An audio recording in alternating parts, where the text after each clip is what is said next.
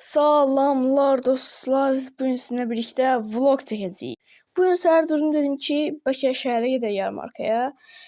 Koroğluya qədər atamın maşını ilə getdik. Sonrasında isə metroya mindik, burada gördüyünüz kimi. Metrodan çıxandan sonra da bayağı adam var idi, çoxlu adam var idi, insan probkası var idi. Sonra da mindik ekskavatora. Ekskavator da çox uzun idi. Sonra getdik yemək yeməyə.